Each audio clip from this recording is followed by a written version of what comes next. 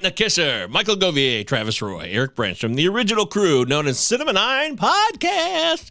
We're here on a Friday night. It's March 10th, 2023. And today, we're going to get into a gritty film from the 90s, directed by Larry Clark, known as Kids. Controversial film selected by Eric Branstrom. He's the one to blame here if you want to blame anyone. If you want to give him credit, and give him credit too. But this is us. We're going to rock and roll, do our thing. Travis Roy, it's Friday night. How you feeling? I'm doing okay. What you see in my hand here is it's a little, I don't know why it's not showing up properly, but it's the words are Cinema 9 Podcast, and it's my old Twitter handle, Roy's of War. I walked into my classroom the other day, and this was just sitting on my desk like a fucking ransom note. Oh my God. I know why that's happening, by the way. I think your green screen is technically clicked as on. Yeah, so if that's green at all, then, but yes, I know. Someone knows. So I'll figure that out. Yeah. There had been a couple students that had known before, but now like apparently all of my students know. So if you are my student and you are watching this, you do not have my consent. Turn it off. This is for everyone but you. It's not personal. It's not personal, but out of respect for me, I ask that you please stop watching. That's putting it mildly. Wow. That's intense. But you no longer have that Twitter account, right? It's gone. No, I shut that down, but it is my IG handle as well, but there's nothing there but pictures of my dogs. So, but it reminds me of the first time somebody found me online when I was a teacher back in 2012. I get that same vibe, like, oh, we found your YouTube account. Actually, I got in trouble because I hadn't changed my name of my YouTube handle, which at the time was Dildo Eater 99. And, Okay. I had to have a private talking to with the school therapist. She brought me in, sat me down. She said, Michael, I brought you in here, like dim lighting, trying to set the mood so it's calm, anti-anxiety. And so a few students have come to me. They were concerned because they found your YouTube. And are you Dildo Eater 99? Yes, I am. I was like, what? No way. That's crazy. Well, I'm going to talk about Kids today, so I'm definitely the movie Kids, which brings up a lot of memories from being that age. So yes, again, I do not want anyone I know watching this. Yeah. Yes, sir. Eric, you chose Kids. We're going to focus in on that a little bit later, but it's Friday night. How do you feel, man? Is society treating you well?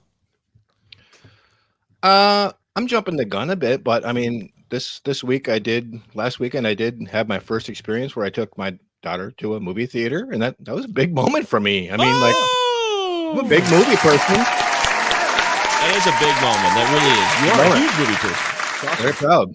Tear trickled down my eye. Not when I saw my daughter watching the big screen, but when I paid $19 for a pop and popcorn. Yes. That was a good setup. Well done.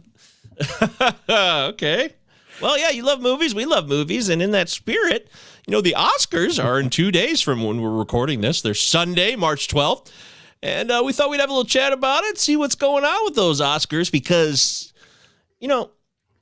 I think like the buzz every year for me, and if you guys are new to the show, I'm probably the least of the three of us in terms of like Oscar excitement or aficionado, but I still keep up enough where I'm like paying attention and I get the buzz every year. And I just don't feel like there's as much buzz around these movies this year, but maybe I'm wrong. Well, I feel like a lot of years, there's one or two movies that have drawn the most of the attention, and they're probably going to get most of the attention at the Oscars. But, you guys said earlier in, I think, November or December, when we last kind of rounded up the 2022 offering of films, that it was like one of the worst years in film that you guys could remember. Do you still feel that way? Because I look at this list of movies that I got in front of me, not just the Oscar nominees, but also just my personal list of my favorite movies of the year. And I feel like it's been a really, really strong year. I mean, there's a lot of movies I feel like I'm going to watch again and care about in my lifetime. Do you guys still think it was a shit year? Wasn't that Eric? Didn't you say that? I thought you both did. Yeah. There was two that I like. There was one that I loved. I loved The Batman, and I liked a few others, but like that was it. So this Oscar season, it hasn't been like this, and I can't even imagine how long. I am appointment viewing, huge party. I watch the fuck. The hell is Oh, that, you keep Michael? talking. This is for people who are watching, so you keep talking. If you're listening to us, I'm showing some of the Oscars before. I know. Yeah, I'm trying to produce. Keep talking. I'm so sorry. I usually watch down to live action short everything, but I'm missing a lot this year, and like I'm fine with it. Well, maybe that's why I'm more excited about it, because I've seen almost everything at this point. I mean, not like the shorts and not all of the international films, but I've seen just about everything else. And I think it's been a really strong year. Yeah, I think it has been a strong year. Here's Best Picture. Here we're showing it. These are the nominees. We've talked about them before. I've seen almost all of them. I still haven't seen Top Gun Maverick. I'm the last American who has not seen that film. Get on. I know. I'm a failure in many things, including not seeing Top Gun Maverick. But so important. Top Gun 2 Best Picture. Ridiculous.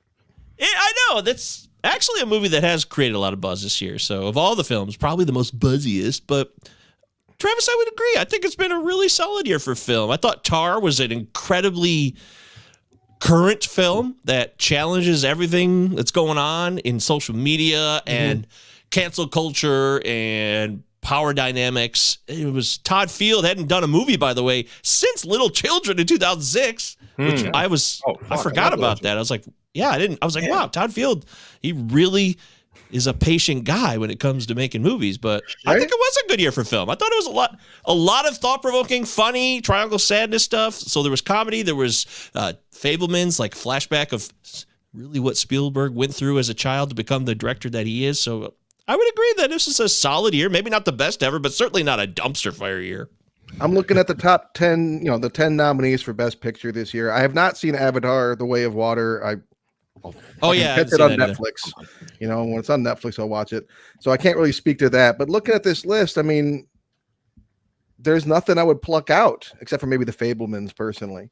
I think this is a strong list of some of the best films of the year, and if any one of these wins, I'm really not going to be angry about it. Papa's pissed.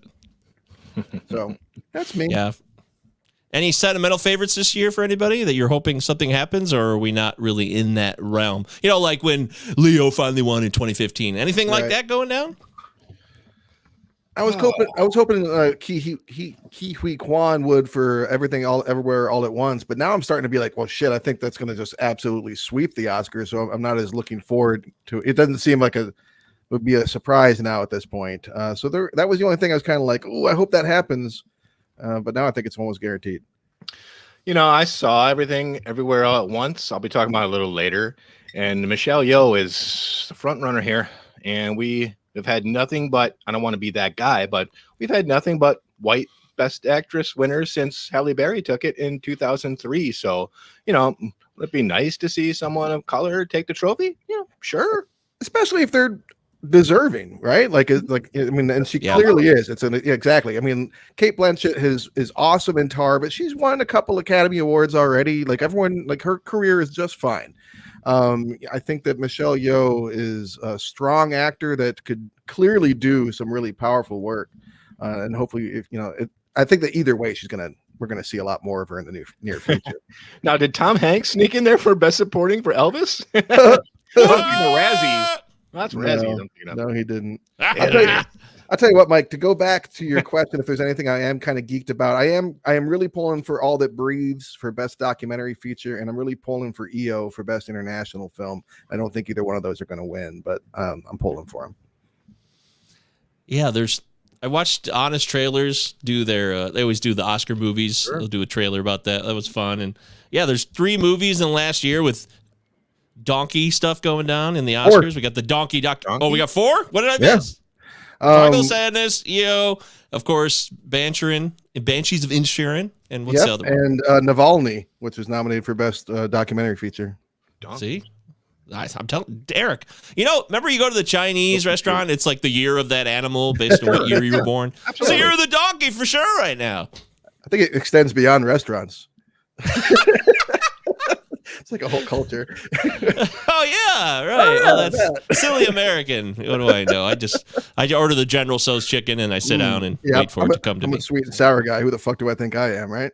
Right. Wow. Oh, yeah. Don't venture too far off the norm. Good very God. blasé. Did you seriously think I didn't know what a donkey was unless I was familiar with the Chinese zodiac? Is that what you guys are laughing at? Yes, that's exactly what I implied there. Or if you inferred it, that's correct. No. But yeah, Oscars will be fun. Eric, are you going to do your big thing you always do, or is it not as Absolutely. I'm exciting? going to make a delicious mushroom lasagna. Prosecco is already in the fridge. We're ready to go. Awesome. It's fantastic. Okay. Well, I don't even know if I'll watch. I'll probably check in, but I don't tend to be watching entirety. Last year, I just happened to be watching when, of course, Chris Rock was slapped by Will Smith. That'll never be topped in terms of being there. I was there in real time. I saw it happen. That was probably number 2 Oscar moment of the last 10 years for me, next to either the Moonlight fiasco or, Reese Witherspoon saying my name as an Academy Award winner. I'm still not sure. I think the only thing that could top the slap is if Warren Beatty slapped the host. Bring it full circle. Yeah, if Warren Beatty comes out and slaps Will Smith this year, I'm really excited. Number 1. Oh, yeah, well, it should be a good old time at the Oscars, who are hosted by Jimmy Kimmel, I believe is hosting, right? Yeah. Actually, don't even know. I think he is.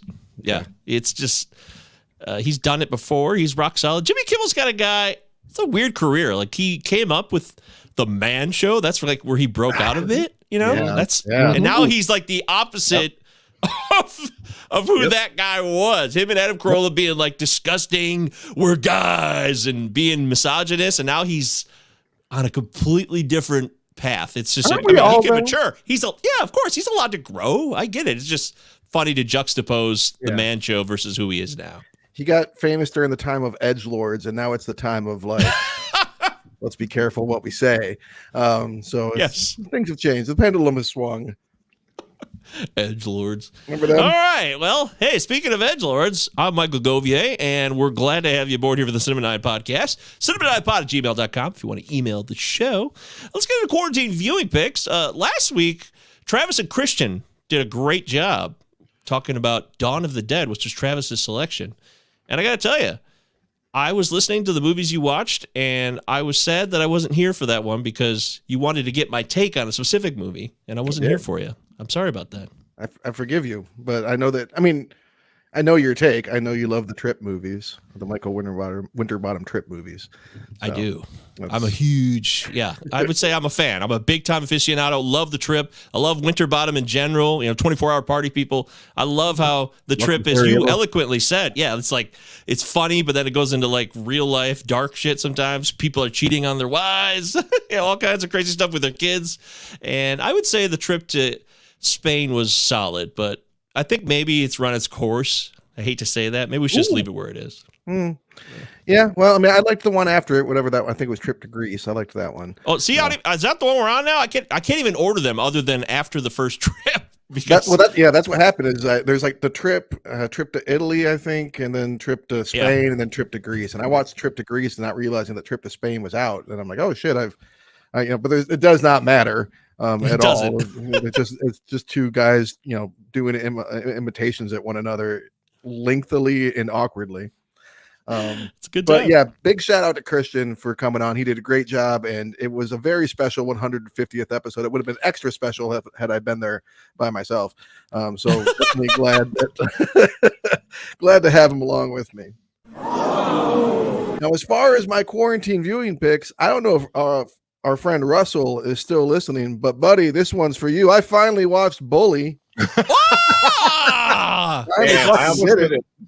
figure we're watching kids. I did it early in the week, very intentionally, so I wouldn't have a back-to-back experience with Bully one day and Kids the next. Clark. I understand why David McKenna took his name off this thing, but at the same time, it's actually a pretty faithful, as I understand it, depiction of the real events that took place. What really what I had a problem with, and what I think a lot of people had a problem with, was straight up gratuitous shots of people's crotches and weird shit like that, which is the sex scenes didn't bother me, but some of these characters, they're allowed to wear a shirt. It's okay to have them in a scene where they're wearing a shirt.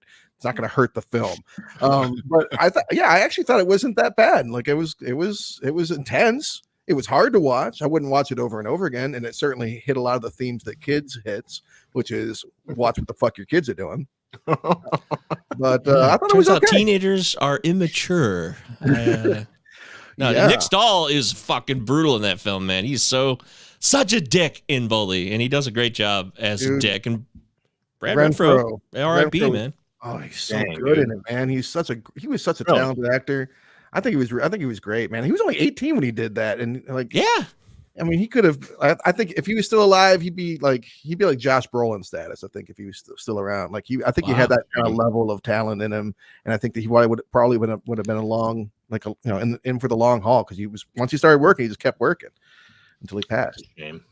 Yeah, he was incredible, and addiction issues sucks. I don't. Other things happened in his life that obviously were traumatic for him, and we lost him too soon. But Brad Renfro and Bully, I love Bully. I'll throw Bully on just to watch, like just to chill. Like it's an intense watch. Wow, yeah, no. I know. No. It's not really the norm for a lot of people, but I find it to be an entertaining film in a different way than I would say kids, which we'll talk about in a little bit. Well, I watched the preview yesterday, Travis, because I was like, I gotta see this. Wait, you never seen it either? I'd never seen it. Oh wow! I watched the preview, and like the preview is fucking terrible. Like I don't know if the movie is this quality, but like like a shitty like early 2000s trailer. Like when you see them, like they can be really bad, and it just looks so bad. I was like, all right, I guess I'm good. So maybe I'll go back. Yeah. I mean, I think it's worth seeing. And speaking of movies that I think that I know you think are worth seeing, I checked out To Leslie. You praised that last time that you were on the show, and like it's not your show, but a couple episodes back. Again, like you, it makes me kind of angry that people have piled on Andrea Riseborough so much. It's pretty clearly a case of that her friends saw the movie and her colleagues saw the movie and made a very devoted push that maybe broke some of the rules that maybe that they were aware of or not aware of. I don't know, but it seemed to me like a fairly organic push to support a genuinely awesome performance. Now you're watching someone hit bottom. This is the first half or so. I mean, it's like Bully. It's kind of a hard watch. Actually, I did Bully into Leslie on the same day, so that was a depressing. Woo! What a day! I did it back to back. I was like, for Mike. That was rough, but I mean, and I've loved Andrea Riseborough since I saw her in Mandy, and I thought she was great in Possessor, and she was fantastic in this. It was just outstanding. And I also really like Owen Teague, who played her son. I've seen him in some stuff. I think he's doing some really great job. And I've said before in the show that I'm a really big fan of Mark Maron all around, like everything that he does. But this is the first time I've seen him in a movie where I'm like, okay, he's acting now. Like he's not just showing up. Like I believe the character. I bought what he was doing. It was really good work, and suggests like maybe some stronger stuff from him in the future, which I'm looking forward to. Huh. Yeah. I checked out Marcel the Shell with Shoes On. This is nominated for Best Animated Feature. I think expectations are a motherfucker. This is pretty highly rated on IMDb, and I've heard so many people like talk about it being life affirming, right? Just like transcendent, about existential. And like I saw it, I just found it very precious, just very, very precious. And I'm like, okay, this is cute, but like I've seen this very similar tale over and over again. It wasn't terrible, but I wasn't in love with it. I think it's maybe a little overhyped, but good. Lastly, I'll keep this pretty short. This morning I watched Women Talking, and it's a very apropos title. It's literally, the movie made me think of My Dinner with Andre, honestly, because it's literally just people talking the whole fucking time. I had to take many breaks to just weep. It is an intense picture. What they're dealing with is intense stuff, with rape and child abuse and all this stuff. But Hollywood never knows how to handle faith. It just doesn't know how to handle faith. Either it depicts religious folk as these evil hypocrites, or it's like produced by evangelicals and you got like God is not dead or like fucking Left Behind or some shit. Yeah. Right. This movie, I thought really, as someone who doesn't practice Christianity, but I thought it really handled that really well in showing that on one hand, you've got people that will use this as a tool for power and to abuse. And on the other hand, you have people that can be Like their life can be enriched by it, and they can become significantly better people. And it's really, I thought, a really powerful movie. I think it's going to be a difficult movie for a lot of people. I think there are people on the left and right who will hate it. I think there's believers and non-believers that will hate it, and I think the same that people on both sides will love it as well. Again, it is women talking in a room for almost the entire thing. So if that sounds boring to you, just don't fucking bother. Because I've read a lot of reviews and like, I'm bored. Well, if you're waiting for the fucking chase scene, it's not coming. But I really strongly like women talking. And is this the Sarah Polly movie, or is that She's Sad? Yeah. Like, no, this is Sarah Polly directed this and adapted the screenplay from the book. Definitely check it out. It's on Amazon Prime. Yeah, I have access to that while I'm here with my mom, so I'm definitely going to watch that. Might watch it tonight while I go to bed. Could be fun. Could be a nice little Friday. Ooh, I started my day with it. I would recommend that because it seems like it'd be, I don't know, it could be some glum nighttime thoughts. Those are the best. Kind of uplifting. Love those glum nighttime thoughts. Those are the best. And I got Yoshi here. She'll take care of me. There you go. So that's what I watched. Eric Bransham, Griffith, Indiana. Bring it to us here on Sentimental Podcast. Yeah, so best animated feature, I'm definitely pulling for Puss in Boots: The Last Witch, dude. This is what I saw in theaters with my little girl. Loved it. I loved the first Puss in Boots. I laughed my ass off at home on Netflix during the original a few months ago. I laughed out loud in the theater for the sequel. It's just really cleverly written. Antonio Banderas' voice is hilarious. Every time he says anything, and I'm looking at this dumb cat, like I laughed out loud in the theater. Now, granted, I made it through about 70% of the film before we had to get the fuck out of there because my baby was crying. But what I saw, I loved. All right. It's on Peacock as of today, so I'm going to watch it tomorrow. It's fantastic. Peacock. It's really good. Yeah. The Outwaters. I've been hearing about this found footage movie nonstop on my Instagram. So I follow all the indie horror stuff, and it's all I hear about. The Outwaters. You got to see this. This is found footage. Best found footage since Blair Witch. It's fucking terrible. It's horrible. Yeah, it's awful. Oh. Like it's just piss poor. Skip it. Yeah, I don't have much to say. A lot of murder she wrote, but I did watch Everything Everywhere All at Once. Yeah, and I've been wrestling with this for the past 2 weeks. I loved it. It would be very easy for me to come, just maybe not say anything and then just gloss over this because, we might not hear about it for a while after this Oscar season is over. What?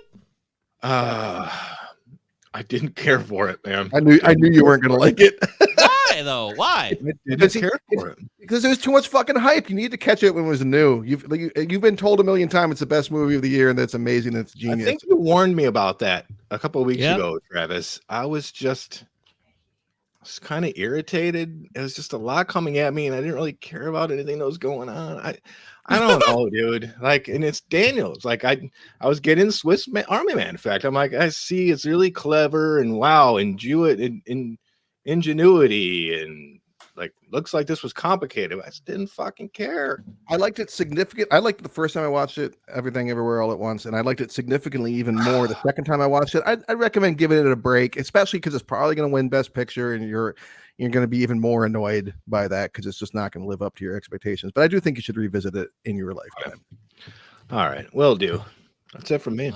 Wow, dude. Wow, dude. I'll tell you. I haven't watched it on a second time, but the first viewing, it was incredible. You did hot dog fingers? You didn't enjoy that? I mean, God, that's funny. You would have already. Did you see the hot dog fingers before you saw the movie? Like, did you see a clip of it somewhere? No. Okay. No. Well, what about I saw the movie in its entirety. I know all the stuff you're talking about. I was just like, all right. Ratatouille? Eric, are you sad?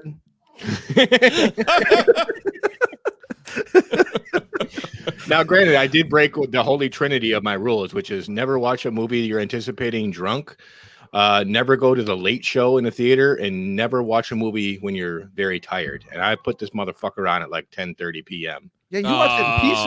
You said you watched it in pieces over like several days too. Right? Yeah, like that's and each time I didn't care, and it was 10:30 at night. Not the ideal viewing condition. All right, well, it's your opinion. I will stop trying to pitch you on it. Thank you. Thank you for sharing your opinion, Eric. I enjoyed it. For me, a couple weeks. I haven't been on last week, so there was a few movies I watched that I'd like to mention. I watched Clerks 3. And Finally. Yeah, finally. And, it was good. I like Clerks 2 a lot more, but, time, energy, nostalgia, these things could take shape and hold of your opinions on film. But I certainly thought it was solid. There's clearly a lot of, once again, Kevin Smith's own life in it, but it's not, I don't know. It's a fitting way to kind of wrap it up. I assume this has to be the last Clerks. It kind of should be. Right? It should be. Yeah. But enough. it was solid. It was rock solid. I still think Clerks 2 was more moving and funnier. I really do. But Clerks More 2 moving. Yeah, I really did. Yeah. I really right. thought the way they wrapped it up on that film and the kind of culmination of their friendship at Clerks 2 really hit me hard. And that was when I was in my 20s. So I don't know. I think Clerks 3 is definitely worth watching, though. And it's better than the Jay and Silent Bob reboot for 2019, which, by the way, I did watch again because after I watched Clerks 3, I wanted to double check on it. And I do like Jay and Silent Bob's reboot for 2019 a little bit more now. I don't know, maybe I just wasn't ready in 2019, but it seemed to be a little bit more apropos. And the more reboots and remakes and reorganization of retread movies that happen again and again and again, the more, I think, prescient and timely and appreciative we will all be of the reboot for Jay and Silent Bob's. You know what word I've been hearing a lot lately is requel. I'm like, oh God, quit. Like, oh, requel. Like it's like a reboot and a sequel. Like, oh, like the Ghostbusters, Life After Death, or whatever. It's a requel. Like, oh God. Yeah, just hate you. Ew, I hear that, and this is exactly what I hear in my mind when you say that.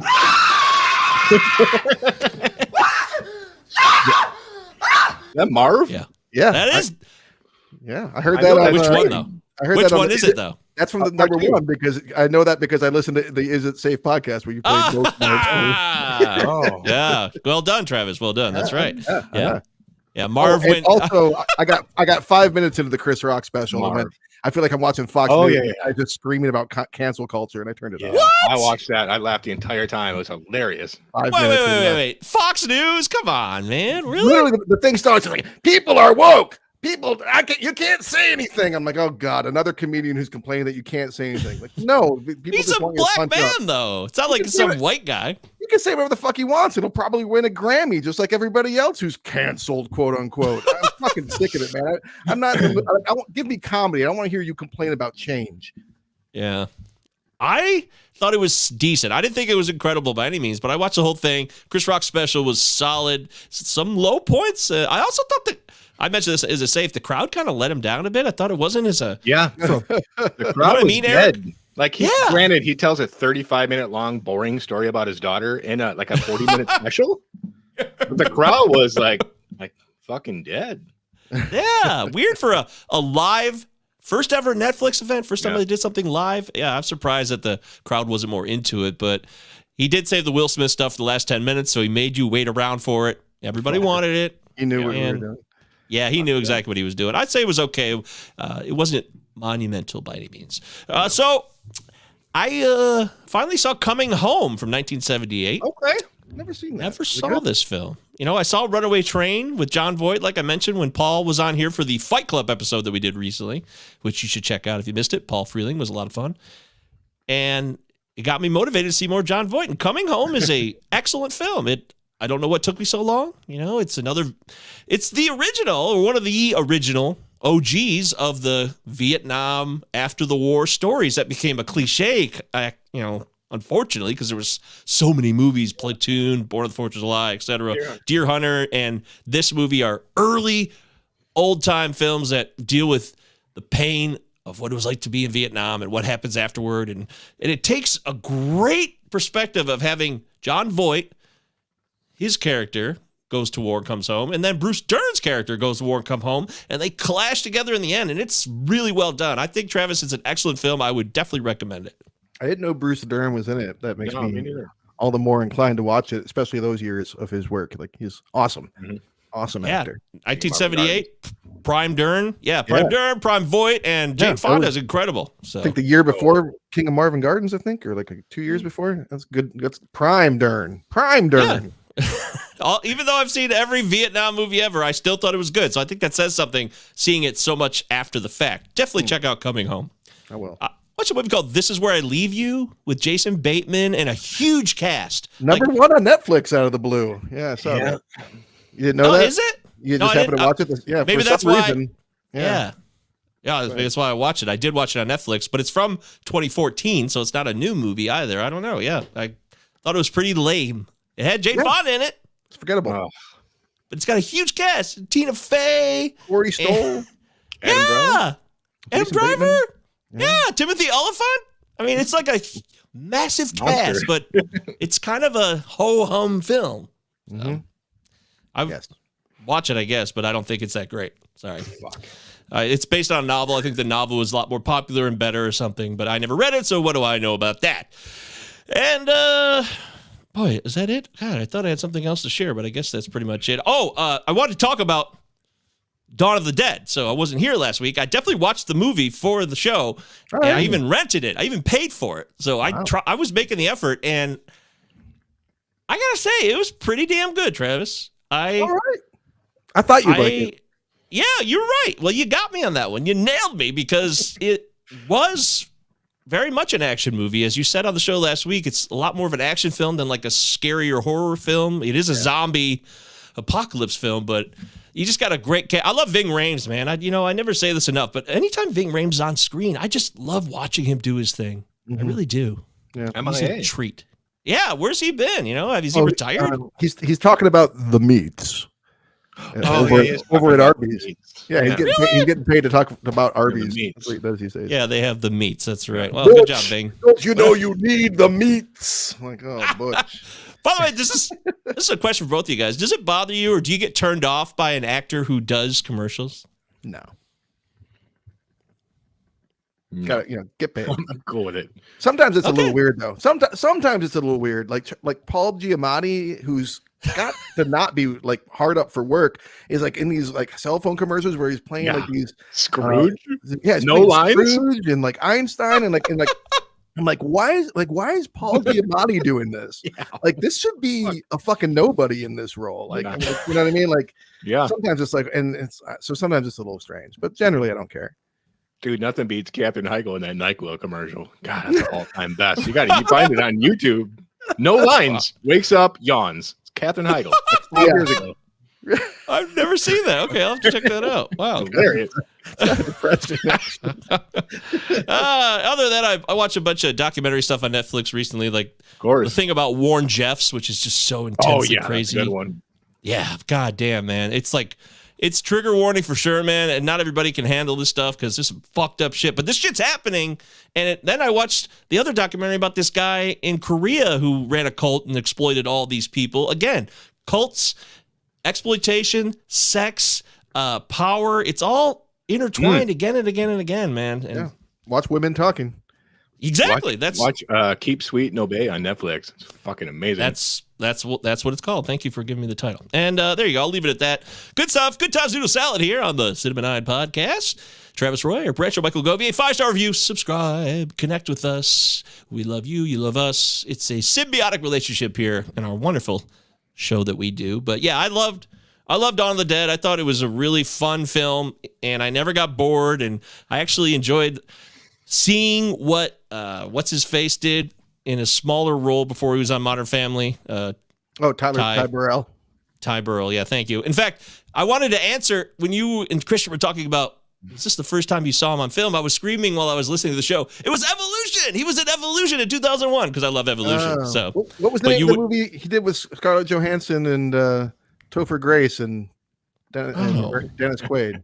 It's like the Boston Butter. Oh yeah, that's a piece of shit, isn't it? That was called.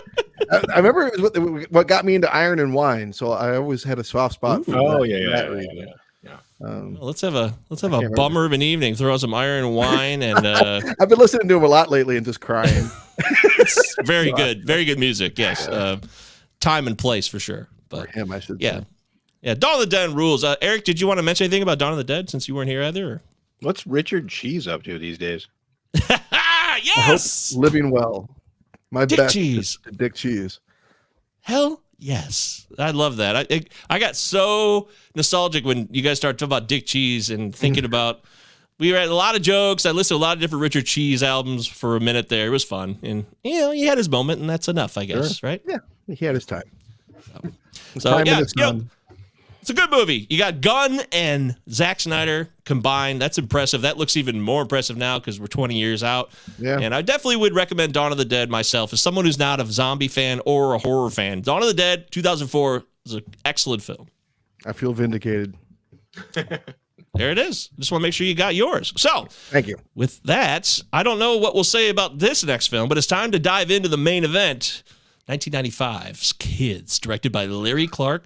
A script which always is mentioned. Anytime Kids is mentioned within the first 10 or 15 seconds, someone mentions that it's a script by Harmony Korine. So we got to make sure we mention that, which I don't know why, by the way. It seems like there's a lot of love for Harmony, and I don't know maybe if he's worthy of some of the praise. It seems to be out there for him, but that's just me. He's made some of the worst movies I've ever seen. I turned off Rash Jumpers? Buffalo 66. I remember being like, what the fuck is this? I feel like that was him, wasn't it? No, that was Gallo. That was Gallo. That was Gallo. Okay.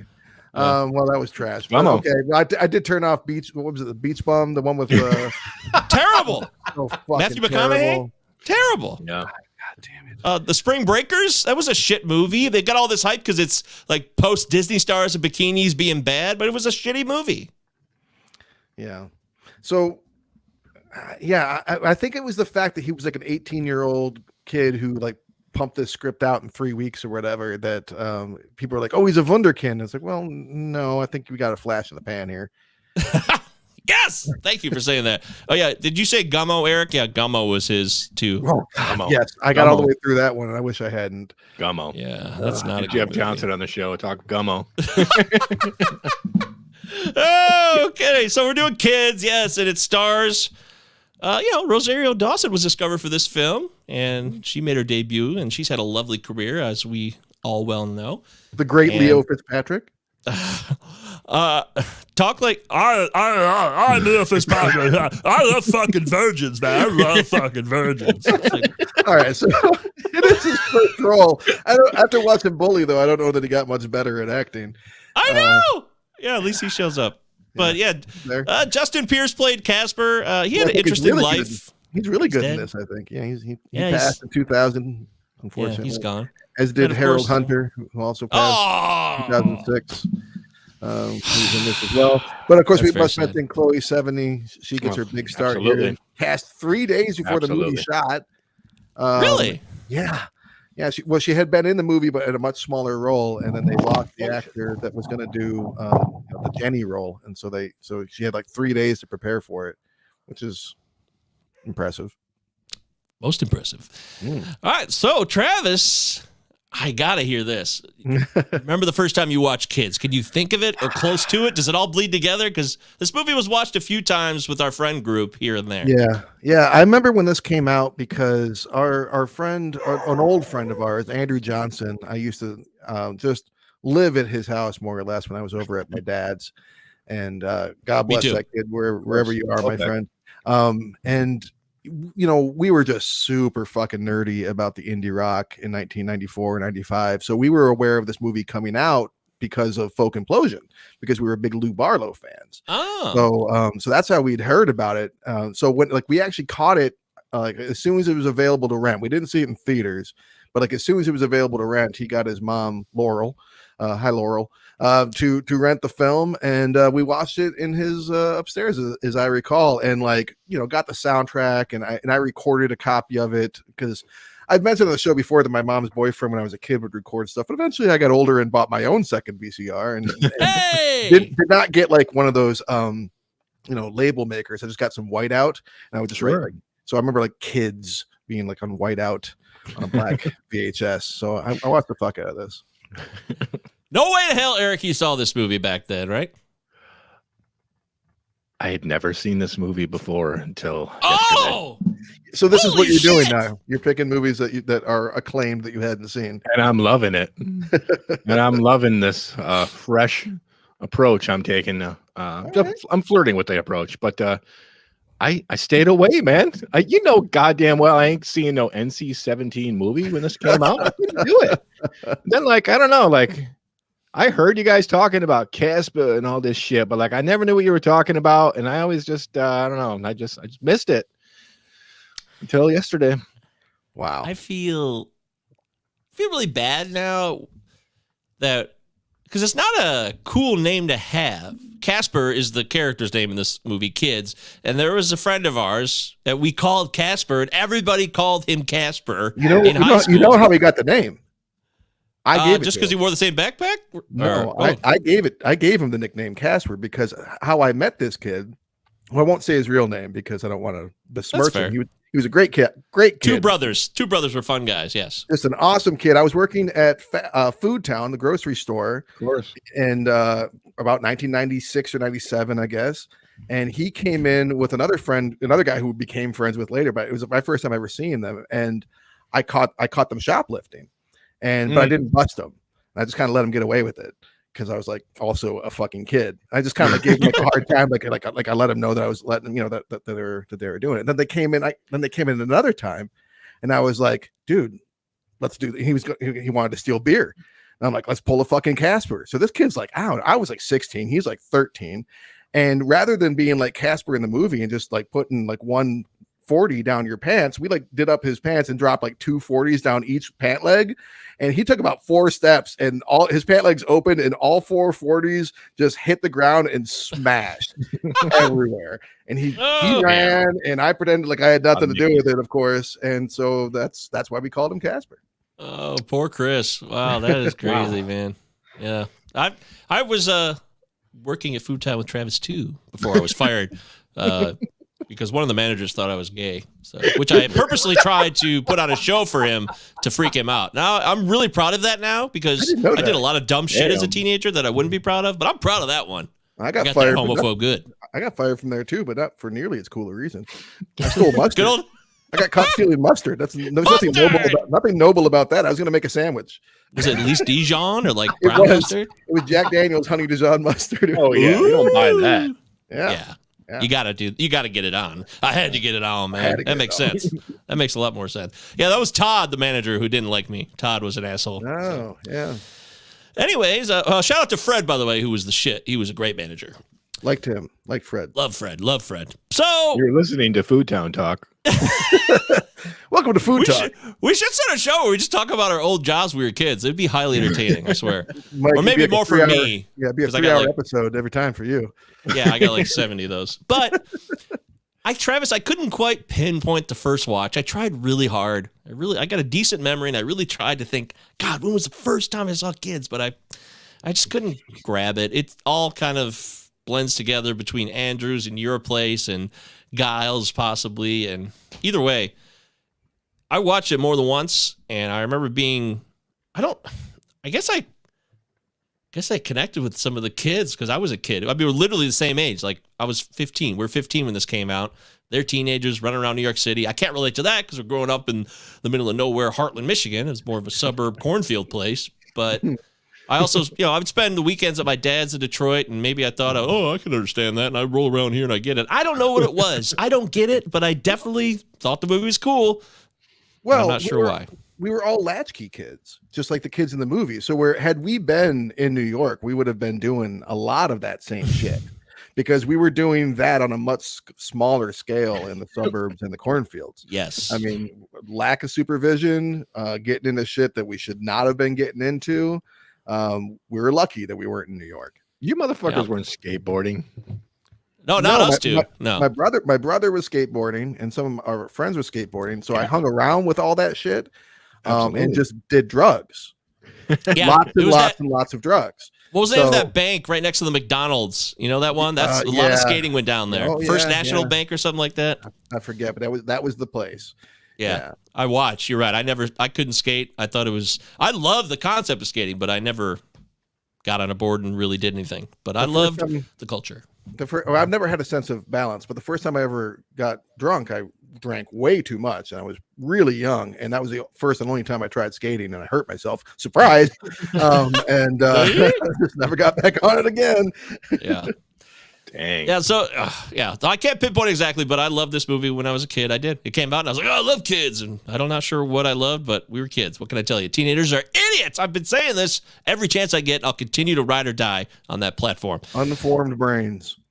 Uninformed brains. Unformed, right. like unfully formed, I mean. Oh, Unformed. right. Like, yeah, not developed fully to our levels now where we've mastered life, of course. Clearly. So what's the IMDb rating on this one, folks? I am curious because it's got some controversy around it, but doesn't mean it's a good movie. I'm going to say 6.6. Yeah, I think you're in the right area. I'll say 6.5. I think it's like a 6.2. I don't think it's going to be that well received. And the answer is 7.0. Okay. Wow. All right. Right on the 7. 81,000 ratings, like we say. That's not bad. That's decent. Yeah. Boy, I wonder if we're going to get Destin Thompson on this one, because I would love to get Destin's take on kids. And there's got to be a lot of critical reviews on this, too, because just of what it was. It's got a 47% from the critics, though. It's a splat. Yeah. And a 77 from the audience. A huge gap, 30% gap. Maybe not surprising. Critical reviews. Let's see. How about David Anson of Newsweek? This was recently. He watched this in 2018. Kids is stunningly anti-erotic, though not untainted by sensationalism. By condensing all this inflammatory material into a 24-hour time frame, Clark and Harmony Korine create an overwrought narrative that's sometimes tedious in its relentlessness. It's pretty good, actually. Yeah, that's not rock bad. solid review, actually. Let's remember this guy's name. Tedious in its relentlessness. Anson? Was David it David Anson of Anson? Newsweek. All right. David Anson, the beautiful, always. Handsome I don't know Anson. if he's clairvoyant or not. Handsome David Anson. How about James Berardinelli from Real Views? This is back in the 90s, so this is an old school review. Kids shows what transpires when children are set adrift in a heartless world and warns us what happens and is already happening in the absence of love and guidance. Oh, Okay. sounds sad. Eeps, Roger Ebert. Oops. Kids is the kind of movie that needs to be talked about afterward. Yeah, you don't just walk Is out of that a Kids, go review? to Denny's, and then not bring anything up about it. Hey, kids, want to go try to win a free play the crane game? You want to play some arcade games, kids?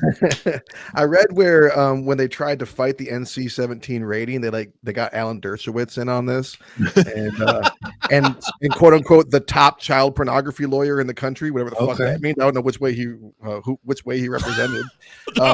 But the argument that they made was something along the lines of like, this would be a good movie for parents to watch with their kids so they could have a conversation about drug use and HIV and all that shit afterwards. And the judge went, no, like this is not a movie you want to watch with your fucking mother if you're a teenager, or if you're a mother, you don't want to watch it. Like, how awkward would it be to watch this? Imagine watching this with your mom in 1995.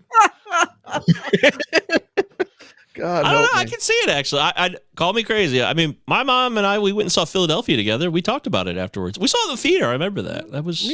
I mean, me and my mom watched some About hardcore AIDS. shit too, but nah, I mean, like this was, especially given like that, of course, since I was 14 when this came out, maybe 15, I did not get the proper messaging from it. So it would have been even more of an awkward conversation. Oh boy.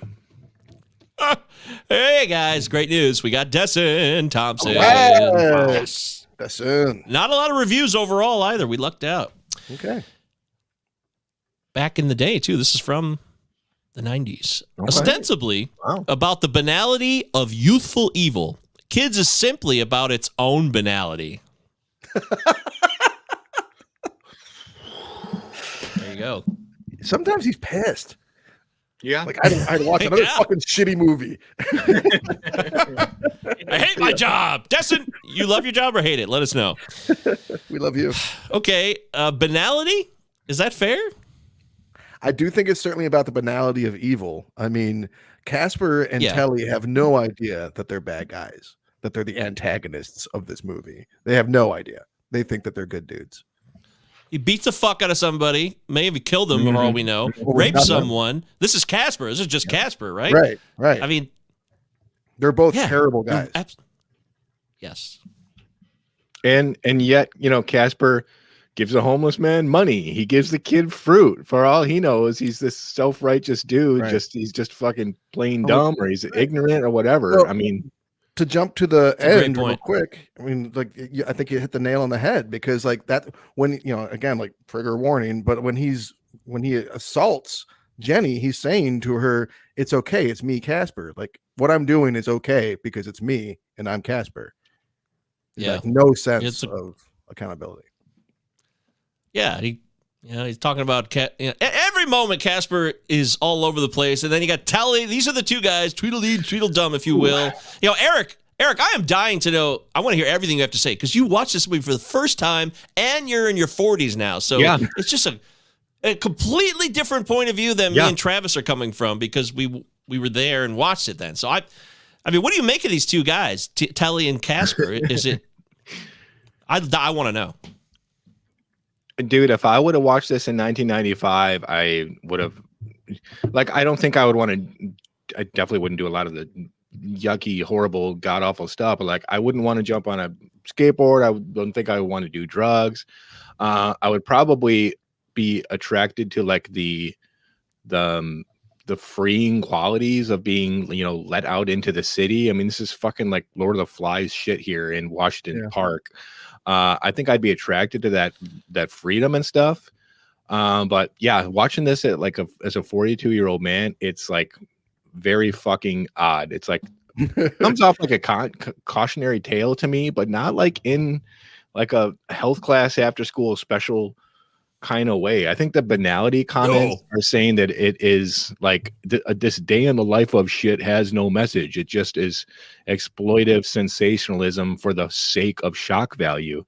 I didn't see it as that at all. What I make about these two guys is they are ignorant children that have no parents. I mean, that's what stood out the most. I teach in a school that is extremely low poverty, and I see kids like this every single day, and I don't hate these children by any means. I have a lot of disrespect and sadness for some of the choices made by their parents. So that's what it all comes down to for me. Wow. That was well said, my friend. I think that this situation that evolves in this film makes me so confused. Never have I been so confused by whether people are acting or not in a movie. It's a movie, it's a fictional film, right? But for me, I've never watched a movie again. I got this feeling even stronger during this watch. Are some of these people acting or not? Are they just being thrown in front of a camera? Because some of these people are acting, but I'm not so sure everybody's acting in this movie. It's a really weird dynamic. They absolutely are, dude. Because, sorry, Travis, but because of this script, from what I read, and believe me, I read every single word I could after I saw this movie. This is everybody's on script. This is all on the page. So you guys are joking about Leo Fitzpatrick. I'm sitting here thinking to myself right now, fucking great performance. If you ask me, it would be hard to deliver these lines as an unknown. I think it's a really good performance for a kid of his age. I think that out of the four main stars, that he's clearly the least talented. I think that Justin Pierce and Rosario Dawson are incredibly natural in this movie, and I think that Chloe is awesome. And the work that Chloe has to do is more difficult because she has a lot more. Her character has so much more going on. So I think that she's incredible in it as well for her first major performance. And yeah, I've read a lot on this as well. And a couple things that I learned was that supposedly the only scene that was improv was the scene of the clearly 12 or 13-year-old boys who were smoking weed on that couch. Very awkward scene. That was the only improv scene, and the rest was close-up shots of their bellies. Yeah, and the rest was all written by it. But I did read a sort of an interview with Leo Fitzpatrick too, where he said this was our everyday lives just put on the screen. So while they were following the script, so here's what happened. In case quick rundown on Larry Clark's life. So he's the child, I believe, of artist. Right? I want to say a filmmaker, in the '60s, right? So he's exposed to some weird shit as a kid. He's hooked on drugs, and being like a street photographer as a kid, and he has like a little bit of success, and then kind of like, he gets caught up in the drug life, and his whole life goes by into his 40s, and he's like floundering, and he cleans up in Washington Square Park and learns to skate as a guy in his fucking 40s, spends 3 or 4 years with these people, with Harmony Korine and all these guys, spends like 3 or 4 years with these guys before asking Harmony to write the script, and then just kind of like films it and just follows them around, and because he wants to because it seems like he's like trying to like recreate his own fucked up youth and like put it on screen or something in some ways, but like this is all like very managed and intentional, but also like wild and kind of like verite. By the way, yeah, absolutely. He directed a Chris Isaak music video in 1993. No, it wasn't that one. It wasn't that one. It wasn't that one. It was a different one. But that'd be amazing. That's what got him into film as well, or like, being a director. Go ahead, Eric. Sorry. Well, shirtless teenage boys is a big motif in Larry Clark's filmography. And Ken Park, oh God. Everything. I mean, one thing that stood out to me during my research is the fact that this is a Vietnam veteran. This guy was in fucking Vietnam supplying soldiers with ammunition. He saw a ton of shit as a youth, and he comes back to America and starts to investigate the counterculture of youth America, not only in suburbia, but in these big cities. Mm-hmm. And I think what he's really trying to investigate is how trauma and this sort of stuff affects kids. I was really interested to see that a man, 52, 53 years old would kind of infiltrate this circle and try to squeeze a script out of it. And I was really surprised, tell that dog I'm not here, that he had Gus Van Sant on board. Yes. Executive for producer. Many reasons that I can't wait to get into once we start talking more about casting, because I got some problems. No, get into it. This is a perfect time. You always do this. You're like, I want to preface something. I'm gonna 20 minutes down the line. We're an hour in, man. That's classic, Eric. Yeah, I love it. Bring it, Eric. Come on, let's do it. A lot of these actors that were involved in these scenes have come out recently saying that they were absolutely exploited by the sexuality of the picture, that they were unleashed.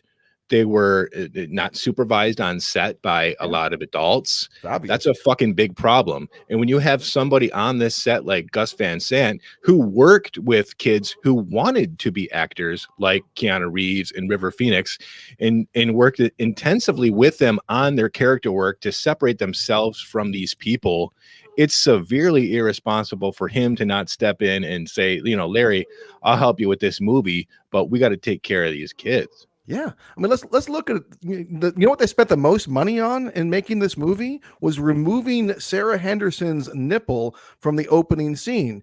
Sarah Henderson is the actress who was 17 years old that's playing like a 12-year-old or some shit in the opening that he coerces into having sex. She was, in order to show that much of a child who was virtually undressed, they had to literally digitally remove her nipple. And then you have the 4 boys that were on the couch.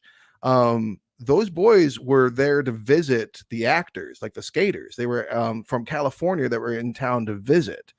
And I have no reason to see, like, if I cannot imagine that parents were present, like they were visiting. So all them smoking weed and like the kids getting like his nipples licked by this woman and all that shit, like there's no reason to assume, and it's all real weed too, which I'm not against real weed. It did look real, by the way. It really is real. It is real, and I remember learning how to roll a blunt from this movie, like probably a lot of kids did. Excellent blunt rolling effort there for sure. Literally learning from this movie. But a lot of saliva. Yeah, but you have like 12, 13-year-old kids clearly, doing drugs with their shirts off and these kind of like sexual scenarios, and I cannot imagine that like parents. It's a problem today. It's we're gonna have the it wouldn't happen today argument eventually here, but fucking we got like intimacy coaches on the set today. Right. Everything is so filled with legalese it'll make your head spin. We've got kids here that are interested and attracted to being in a movie, and whether or not the product that came out of this is a fine product, and I think this is a very fine product, this is unfair to children who cannot, make up their own minds about what is going to come after this. Because Larry Clark and Harmony Korine just fucking dumped these kids off at the train station the second they turned the cameras off. I mean, they talk about how they weren't supported afterwards, and they got fucking shit thrown at them for years after this. And Leo Fitzpatrick was all fucked up. I was thinking of like Harold Hunter, like here he is in this movie, one of the few almost African-American leads. And this kid is like, there's a scene where he's literally jumping around, slapping his dick against his thighs. And that's probably the real sound of him doing it. Even if it's not like this is a kid and he's going to grow up and this is like on film and him being like really sexually aggressive with these girls. Like, I don't know. It just seems like people in your life might not like let that shit go. Well, you know what I mean? By the way, so Mr. Harvey Weinstein was behind this movie. In case you're not surprised by that, they had to do a different, create a different production name or whatever, do a spinoff because Shining Excalibur Pictures. Yes, right. Because Disney technically had the rights to this, and there's no way in hell Disney. Disney presents Kids. Disney Pixar, it's kids. Shining. Yeah, get the fuck out of here. Jesus. But there was a documentary that came out in 2021 I wasn't aware of. Yeah. I found out by digging around about this movie. I haven't seen it either, but it talks about everything you guys are talking about here, about all these other actors and these kids felt that they were exploited and taken advantage of and left in the dust by, Korine and Clark, who were shocked to find out this movie made $20 million. And it was probably made for like, I don't know, 10,000 or something. 20. It was a tiny budget. It was $1.5 million picture. Oh, there was $1 million. 95, but this made a shitload. Right. $20 million. And most of the money was spent on removing that nipple. Exactly. And then you got a legitimate career started off this film as well. It became a Hollywood film, even if it wasn't going to be originally. And the point being is that, yes, there's a lot of mistakes here, and it's just another example of what we are all well aware of today. If you weren't before, you don't pay attention to movies and entertainment business, I can understand it, but even the regular Joe and Jane today understand that there is a lot of free-for-all, laissez-faire attitudes on sets over the decades, and we could give you example after example of that, and that's just, it's unfortunate. It really is. I don't know if does it take away from the movie? Can we still watch this? Again, it's about the art, the artist. When an artist does really fucked up shit, I don't want to have that debate necessarily. I just find it interesting to think about how real this film seems, but it is acting. Yeah, but also like there's this moment when Leo Fitzpatrick kicks a cat, and I'm pretty sure it really looks like he fucking kicks that cat. Right? There we go. Well, I mean, it does. And when Casper does nitrous and he's talking like this afterwards, that seems like he's really doing nitrous. And maybe I'm wrong. Maybe he's not. But I mean, again, some of the stuff I read said that they were all doing real drugs on. All these drugs were 100% real. Real. Right. So my point his lips were blue, dude. That was obvious. Yeah. Yeah, that's what I'm saying. So my point is that movies are magic. You with the power of editing and the right cuts and all that kind of stuff, you could recreate all of this stuff without making it like literally kicking the fucking cat. You know what I mean? Like there's a lot that they could have done that it's like, no, we gotta be real. We gotta be real. And it's like, okay, at what cost? I don't know, but it certainly has a very realistic feel. I'll give it that.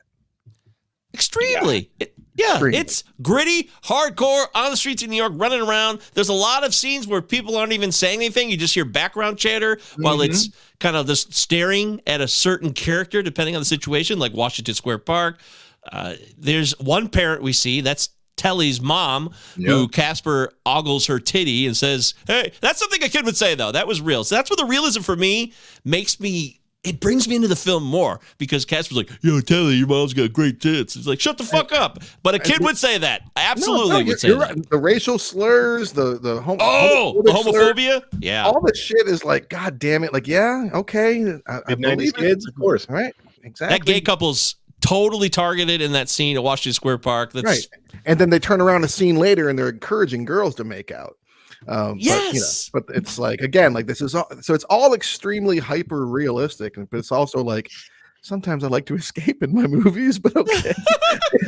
So that's the thing here. So we understand that mistakes were made in this film and it sucks. There's nothing we can do to change it. So Do you guys, like Eric, as a first-time viewer, do you see that the film really exposes shitty, awful truths about our culture and society that we would rather ignore?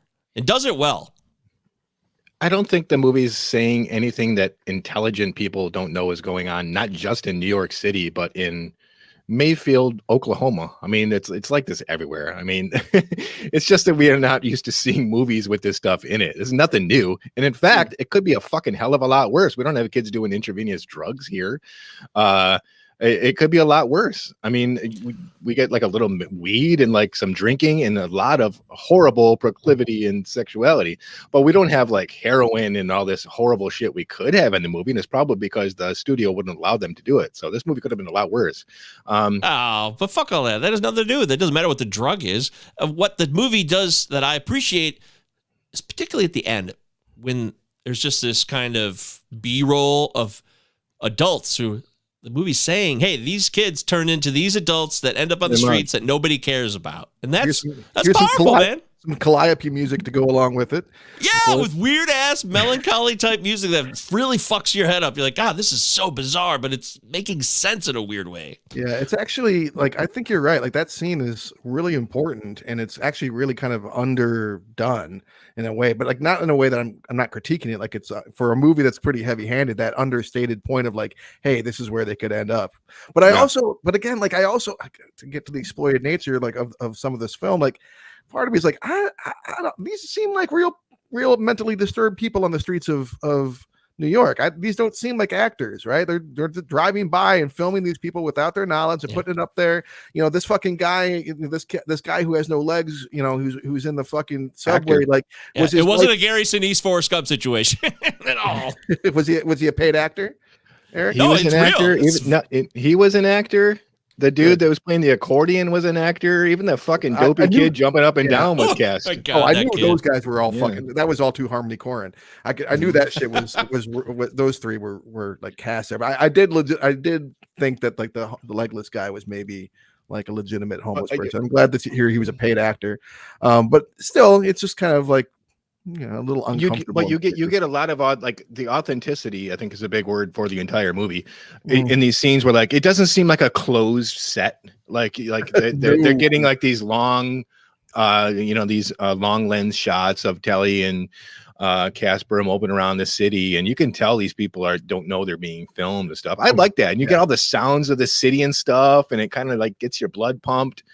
I want to, yeah. Go ahead. Please go ahead. I got a couple more points.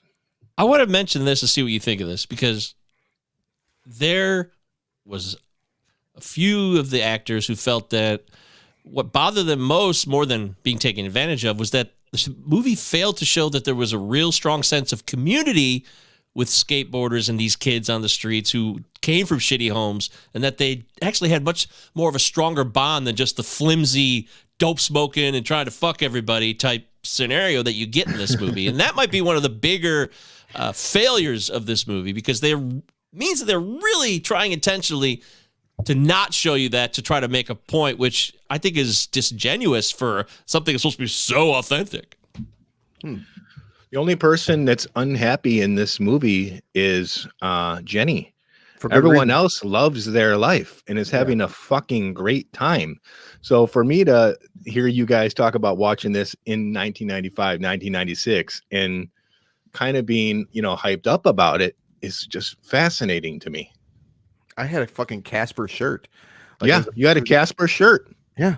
And like, I recognized, because I was a dumb kid, but I recognized that he raped Jenny and that he's a piece of shit and that's not okay. Like, but I still also like, I didn't fully appreciate the enormity of what Telly was doing. I thought they were both scumbags, but I also still kind of thought that they were like guys I could hang out with.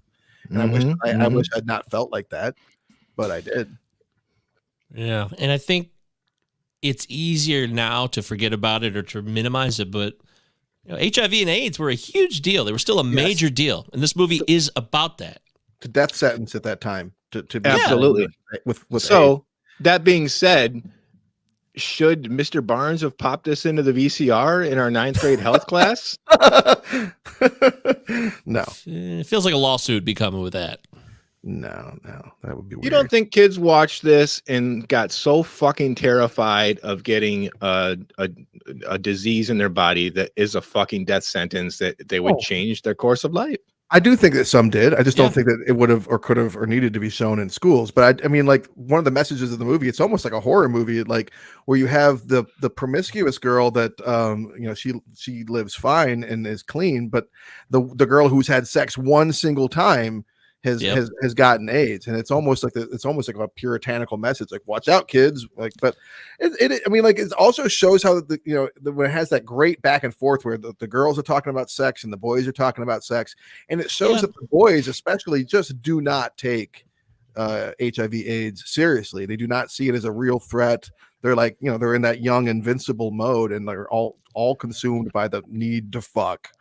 There's a lot of bravado, though, too. That's the other thing it shows is this false sense of reality that they try to push upon one another, but by each one of them participating in it. All of those boys, those young dudes in that scene at Paul's place where they're doing whippets and talking about, blowjobs are the shit. The women were put on earth to suck our dicks. And it's like, you guys are creating the world that you're living in, but each one of them, or probably a few of them inside, there's insecurity galore, and there's sure a lot of fear, because to me, this movie screams, like, fear of the movie.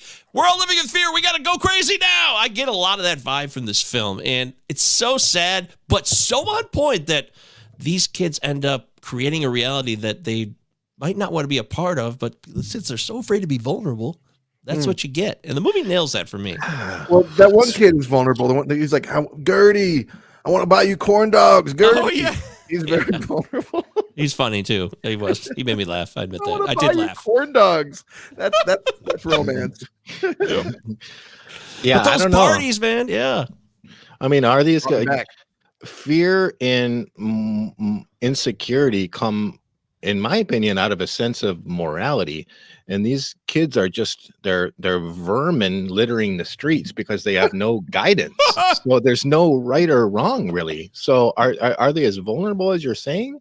Or are they relishing this lifestyle? They're not showing it. I think mean, in some ways they're more vulnerable because of their because of the way that they're acting and all that, right? Like, I mean, like the fact that they've not been taught to have respect for others and for their own lives puts them at even greater risk, as we see. Telly's walking around with this shit for, he's got AIDS for over a year, and he's knocking up, it looks like, we're not knocking up, but he's infecting, like a virgin a week, roughly, sometimes 2 in a day. It's a virgin surgeon. Yeah.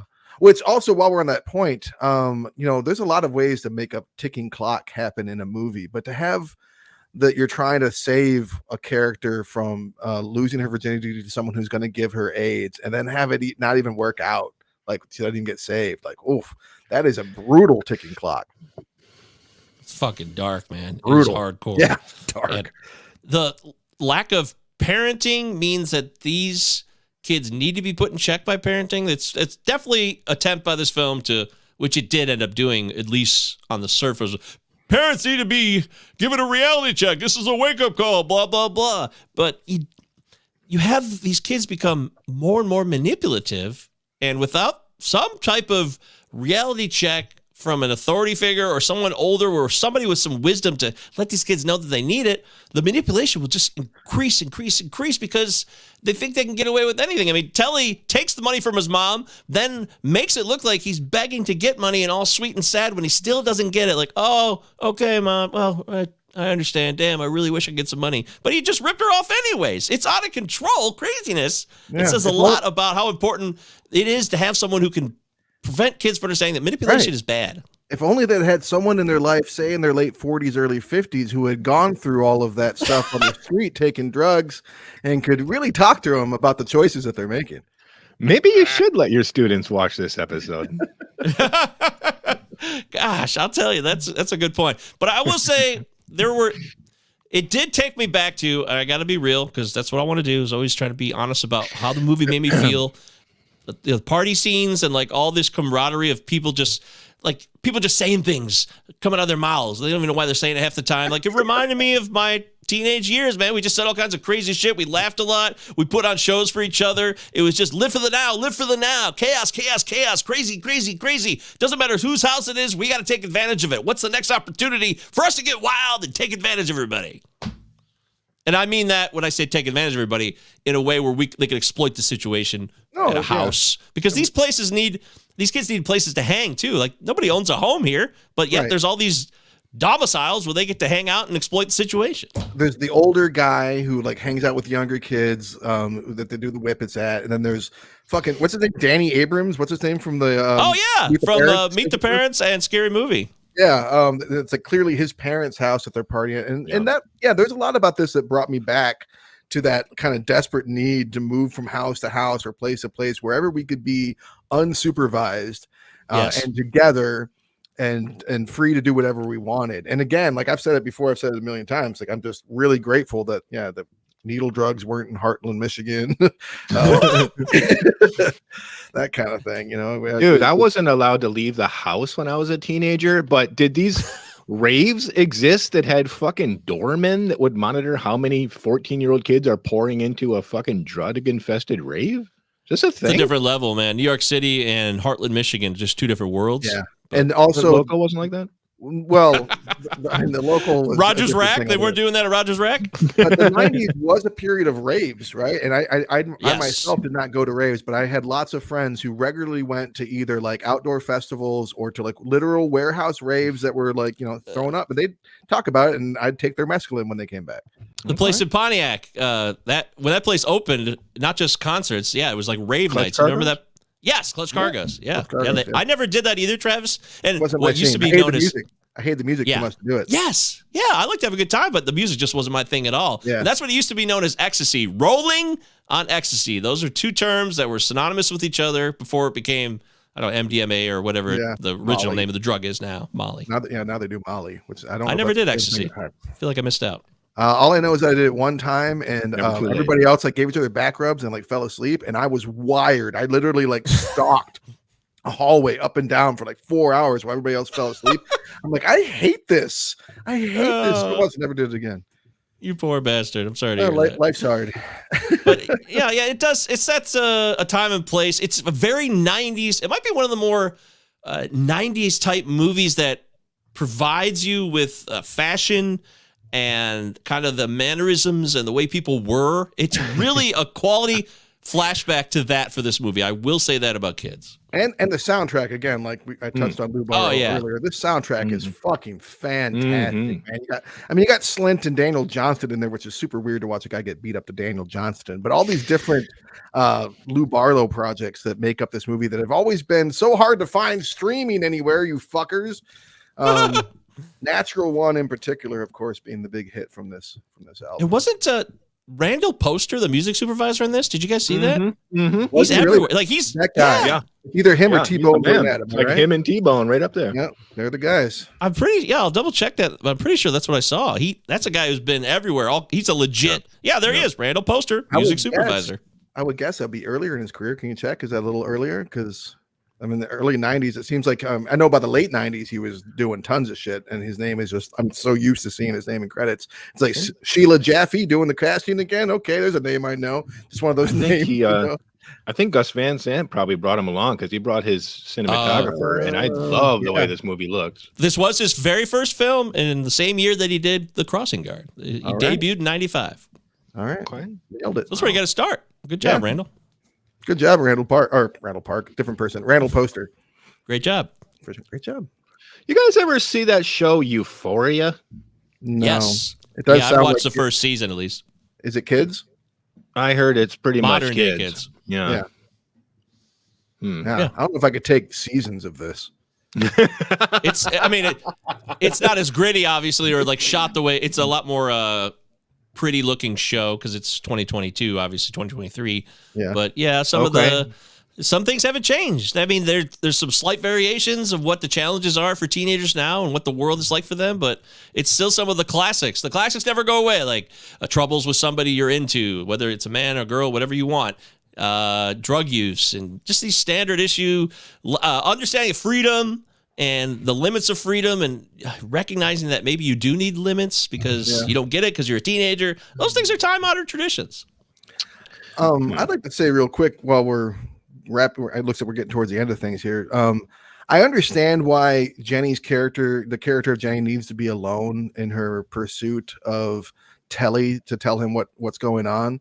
But I do feel like the film suffers from Rosario Dawson's character suddenly kind of dropping out about a third or so of the way into the movie. She's the character seems strong and important in the beginning of the film, and her performance is so rock solid, and then she just kind of drops off and doesn't come back. And I think that's a waste. It's kind of like what happens with Marvel movies when Black Panther was a much bigger hit than maybe Marvel thought it might have been. And then when Valkyrie is kind of like barely in the following films as they're trying, because they didn't realize, oh shit, Valkyrie was like much more popular because of Thor Ragnarok. We should have had her play a bigger role in like the following Avengers wrap up and so on. But you know what I mean? Like, I think maybe they're like, oh, this girl, Rosario Dawson, she's a great actress. She's nailing this part, but you know, we don't know what else to do with her. We could have had her tag along, but that's not what happened. So I would agree. Her mom probably picked her up and was like, we're getting the fuck off this set. Who are these people? So she did say that she was like nothing like her character, that she didn't lose her virginity until she was 20, that she never did drugs, that she was a tutor and all this stuff. And that she did the movie and her grandma said to her after something along the lines of, you could have warned us before we showed our church friends. I hope they didn't get dressed up either. God, that would have been terrible. What a nightmare. My little Rosario just appeared in the new Harry Potter film. The ass. I don't know. Oh, shit. And she was 15, playing a 17-year-old. Oh, wow. Okay, I didn't know that. 15, yeah. Those nurses are cold too, by the way, at the clinic. Like I know the white one especially. Yeah, like you're dropping the bomb here on Jenny that she's HIV positive, and you're just so cold in a way. Not that you have to be loving. Closely. I think that was kind of intentional. I think they might even be trained to come out as clinically and neutral as possible with that information. Maybe they're still human beings. I don't know. They're not social workers. They're nurses. They're not, like, and I actually thought that it was.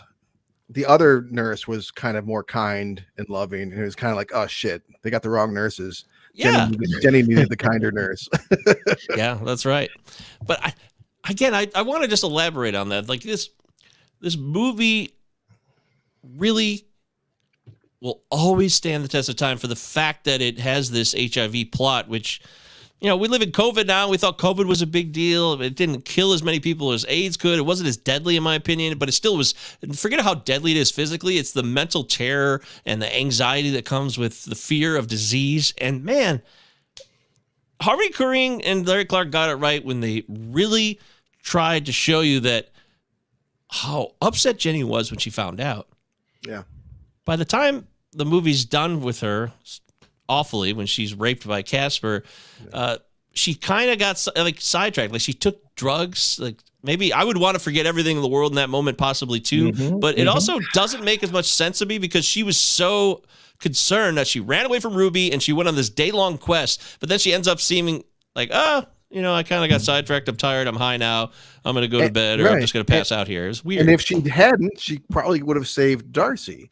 But she is a child and is not emotionally or like she's not equipped to deal with what's been thrown at her. And it's valiant that she's like running around town trying to get to Telly. She doesn't even know about Darcy for much of what she's doing. So I think it just kind of shows like her unpreparedness to deal with what she's going through. That's a good call. Good call, Travis. Right. And terrible things happen to her and to others for this, what seemingly kind of understandable choice to be like, I'm going to get fucked up. Fuck it.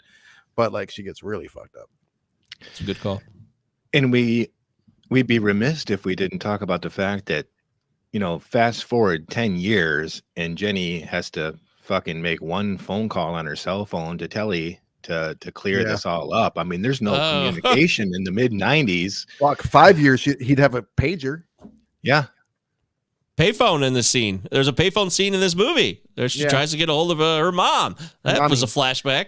Like, for some reason, that actually, I'm glad you brought that up, Eric, because it really hit me hard for some reason, more than almost any scene in the movie when she's trying to call her mom to tell her what she just found out and her little brother's on the phone. But standing there in that moment, kind of in a payphone, the world's moving around you, hustling, bustling. You got your friend by your side, just twiddling her fingers. there's something about the way that was set up and shot and expressed to me that really took me as far back and as close as I could get to what it was like to be a kid in 1995. Yeah. And I'm not sure why that is still, but it definitely hit me hard in a weird way. What hit me hard as far as the character and all that goes is that scene with that horribly inappropriate cabbie that wouldn't shut the fuck up and is practically hitting on her. And he's like telling her to smile, like have a good day. Like it's like, hey, dude, this mother, like you motherfucker.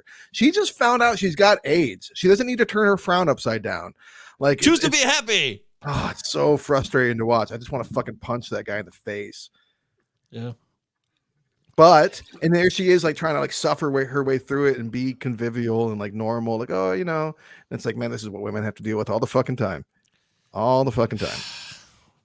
Yeah. I think the movie also expresses that quite. I mean, at that party later on in the movie where like every guy's trying to get with the girl and like Harold's being way too aggressive with that girl. She's like, no, get off me. I mean, what a brutal existence it must be at times to grow up as a teenage woman trying to fend off these horny assholes everywhere. It's unnerving, but pretty realistic, I feel. But I do like the fact, I mean, I like the fact that Harmony Korine puts in that scene of the girls talking about how much they enjoy sex. Yeah, I like and that. You don't see that in any other movies. You always see, I mean, frankly, you always just have the scenes where the two girls are like, do you love me? I'll only engage in this sexual activity if I feel love, not because I enjoy sex. Right, but like they're all Telly's virgins, right? Well, like they're all written by a guy who thinks that's the way women think about sexuality, frankly. But yeah, that first scene, and you know, we talk about Rosario Dawson jetpacking, but that does really set up the promiscuity of both of the sexes in this friend group quite well. And I don't know what else you could do with her, but yeah, I mean, the script is fucking fantastic. It boggles my mind that this is a 19-year-old kid. Yeah, and it's not just our leads that are impressive here. They're like those girls, those two other, the boom, boom, boom, like that girl, like so convincing. And you know, I think she's reading. You know, this is from the script. You know, like a lot of the side characters that have just pop in for like a scene do really, really strong work as well. Yeah, it's just too bad that they got screwed over and taken advantage of, and weren't, you know, given the chance to maybe continue their careers or at least feel like they were part of something that the other parts of the crew appreciated. They got like tossed. Decompressed or debriefed or just something. Like from what I understand about this new documentary coming out, it's all about how they were just not taken care of. I mean, this is a lot of material to go through to just be dumped off. Yeah, it's not streaming anywhere. I looked, but I'm definitely going to catch it when I can. I think it's just called The Kids, which Kids is a terrible movie or name. It's really hard to find a movie with that basic of a title. At least Kids did well enough, but like just trying to find The Kids, I couldn't find shit on it. Yeah, me neither. That's a good point. Yeah, it is called The Kids, and I don't know where you can watch it, but it's somewhere it's available. Yeah, I'll watch it. Anything else we haven't covered here, gentlemen? I mean, this controversial film. I would have liked to have seen more from Justin Pierce. He was nominated for Independent Spirit Award for Best Supporting Actor, and he's fucking fantastic in the role. I agree. You know, I think if I look back, you guys, I can see myself.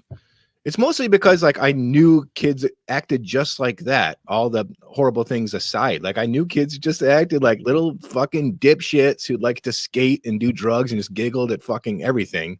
So that took me back to just people I used to know. So yeah, you're right. Like I would have hung out with them until I fucking heard what he did and what punched him in the face. But yeah, a fine actor. We lost to suicide, which is terrible, just horrible. Oh, it's a shame. Yeah, there's a lot of white kids using the N-word in this film too, by the way. So this is one of the examples that I think makes it very authentic, because that definitely was going down, no doubt about it, in the 90s. Whether you like it, nobody likes it. Not just the 90s. Yeah. I had to talk to one of my non-black students yesterday about that word. Oh, shit. Okay. There you go. Yeah. So, because that's immaturity. That it doesn't mean that they're a racist, but it just means that they're dumb. They don't understand their know the world yet, and the power that they have, and the power that a word can have, or the power that an action can have. Yeah. They just don't understand, and it doesn't make them a bad person. Even as bad as Casper and Telly are in this movie, like they're not, and they are bad. They are bad people. but I don't think that the characters are like irredeemable in a way, because I feel like, well, maybe they could have gotten better as they got older. Maybe I could see Telly learning that he had AIDS and being like, fuck, like oh wow, this changes every, I could see that happening, but at the same time I could also see it going the other way. Well, speaking of that real quick before we wrap it up, is it weird now? To me, I was really off put by the what the fuck, Casper sitting there naked in the chair, like what happened? Like, it seems like that's unnecessary, because there's also Telly's quick narrative. We got narration all of a sudden at the very end, right before that shot. Very weird. So clearly reading off a page. It's like the worst narration I've ever heard. Yeah, what is going on with Casper's scene? Because to me, it seems like regret. It seems like he kind of sobered up and realizes what he's done. Yeah, really, that's true. That's what I got from it this time. I never got from it before, but that's what I got from it this time. If I was in an editing room, that would be the first thing I cut, because I could hear people in the theater or at home on VHS laughing at that scene like it's a fucking Kevin Smith last line before the credits. Like, oh shit, what now? Not as a kid. As a kid, I took that last moment really seriously. Did you? Yeah, I did. And I did too. I did too. But now as an adult, I thought it didn't need to be there. It seems like it's like it's trying to like wrap up the story for you, but the story wasn't really made that way through the whole film. So to have this quick narration about, hey, this is life now, is after the montage of people who are living on the streets. Yeah, I like that. But then narration, then Casper's comment. It doesn't seem like he'd be quite ready for self-reflection in any way, shape, or form. It does seem a little forced, but I'm okay with it being there. Again, because I mean, like, one of the about that age, it's not just that you're trying to get laid and trying to get on drugs and trying to get privacy away from your parents and all that stuff. It's also a time of, like, increasing understanding of what's going on in the world and that kind of stuff. So, I think it makes sense for him to kind of have a sense of like, oh shit, I fucked up. And before he learns what it actually means for him, because now he's infected. Yeah. All right. All right. Eric, you picked the movie, buddy. You want to start? You never saw it before. So people are dying to know what you think of the movie Kids. I hope you're not dying to think that what I thought about. I'm watching this movie yesterday, and like I'm 5 minutes in, and I say to myself out loud, God damn it, I love this movie. Like I love the film. Like, I hear so many people. I heard the moans and groans when I made the pick last week. I saw them online. People don't want to watch it. They're like, oh man, no, I can't do it. I watched this movie, and I don't know if it's because I'm older now and I know that this is just a film and this is fiction. I thank God for these types of movies, because they eclipse other movies that are just they just seem like movies. Like, I thought about Requiem for a Dream a lot while watching this, and I look at a movie like that and I'm like, you're gonna put all this fucking stylish shit over a story that should have an impact and a gut punch like this one does to me. Like, the grittiness of this movie, it feels so real, and it makes the subject matter seem more important than if I was watching some director with like a camera in a button or shit like that. You know what I mean? It just made me feel really alive to watch this. So I'm thanking the movie gods for, not for sensationalizing children, obviously. No. But do we have a piece of art that says something that can be talked about and learned from? And 151 movies that we've watched, there's only a handful that I've turned it off and had to really sit there and fucking think.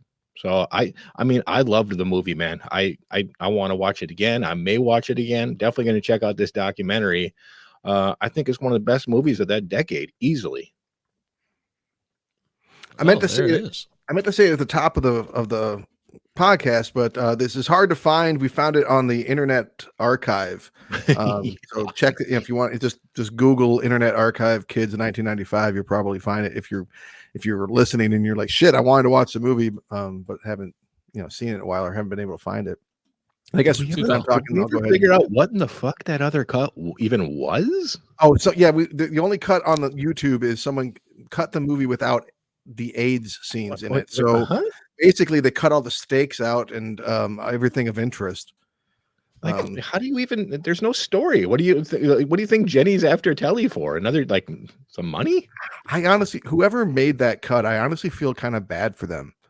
Like, what kind of life must you lead that you feel like you need to spend the time to take the film Kids and cut every reference to AIDS out of it? Like, that's going to somehow fucking sanitize this movie. It was a nice little Saturday for somebody, Travis. You wouldn't understand. Okay. You don't. So I had not seen this movie when it came out in 1995. I watched the fuck out of it, and I had not seen it since the 90s. I had not seen it for a very long time. And then when you picked it, Eric, I was like, shit, now I can't find it.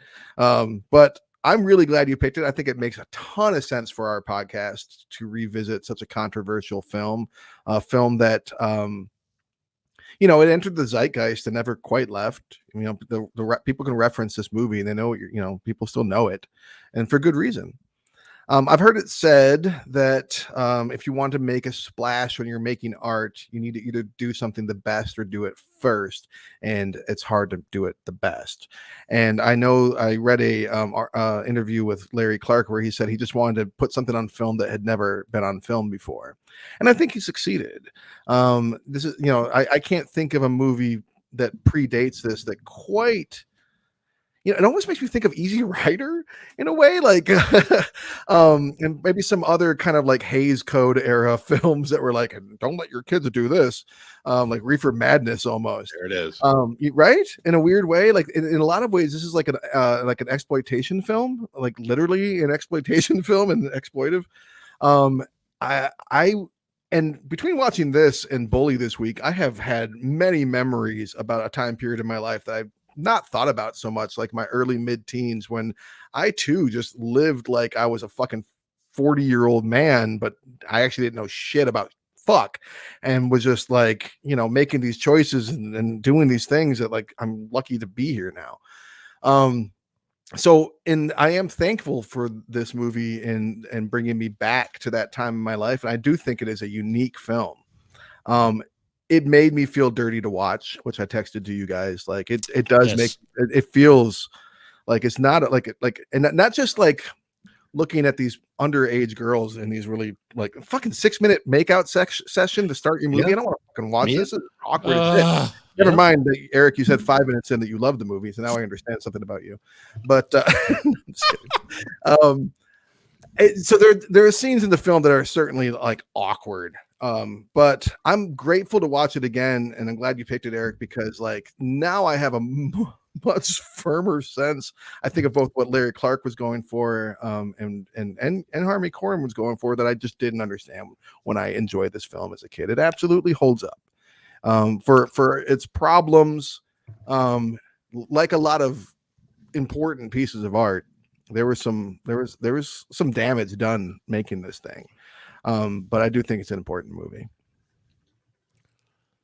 It is an important film.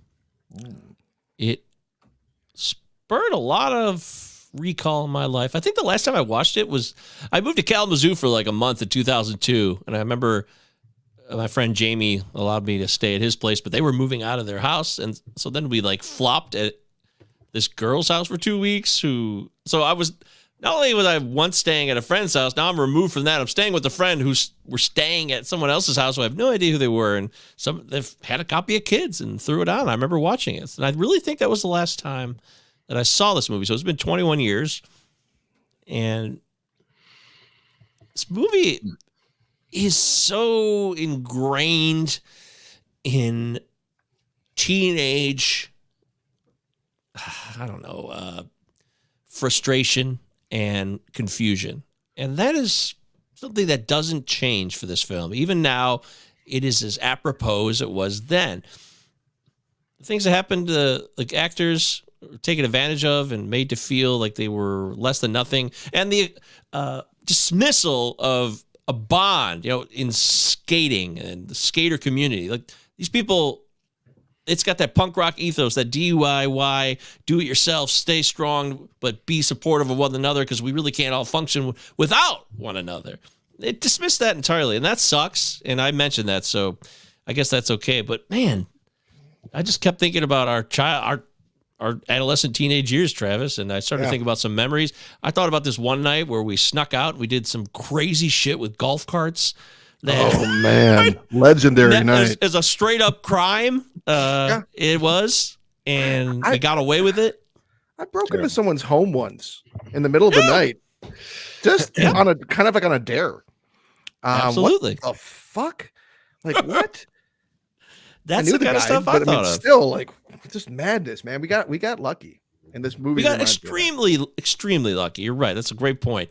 I did a lot of dumb shit, and I'm lucky to get out of it. You know what's interesting? I think about our French group, and me, Travis, and Eric. We all grew up with a big crew of friends at Heartland, and we had a tight crew of people. We still are friends to this day. Still do. Fuck yeah. Mm-hmm. Hell yeah. And it's a cool thing. It's a unique thing, and I'm grateful for that. And I also think, like, man, maybe life is better without cars. Like, we lost friends to car accidents. 2 friends. It sucks.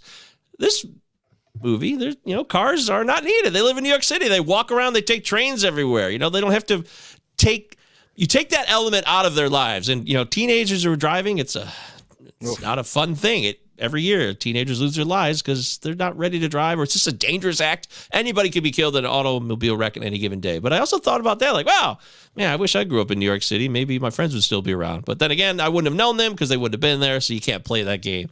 But boy, this movie just hit me hard with nostalgia, and that AIDS, HIV stuff really stuck with me because I was always so terrified of that disease growing up. It scared the shit out of me. And this movie brings you back to the terror of that disease and growing up in the 80s when it first came about, and even still in the 90s, even though Magic Johnson is fine and he was okay when he announced that he had it in 1991. By the time this movie came out, it was still something to be afraid of. And remember it was Ryan White? the Ryan White story. That documentary every year at school. Yes.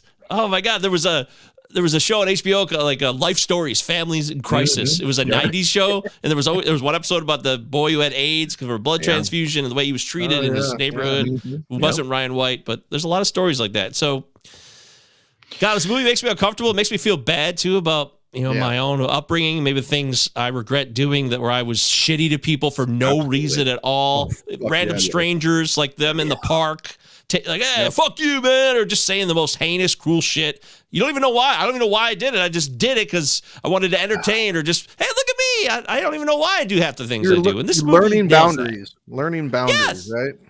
Yes, that's what I am always going to be really hardcore on how we should be easier on teenagers. We should give children and teenagers boundaries, like you said. We should establish the modicum of living and what is not just morality, but like what is acceptable for you to do to other people. And if you don't understand that, you need to be given the structure to know what that is. And that's why I forgive teenagers for everything they do, almost everything, because they just don't know any better. Human development is a motherfucker, and I'm 42 and I'm not fully developed at all. So just remember that. And that's what this movie really stuck with me the most, is to remember to have a little bit more empathy and compassion.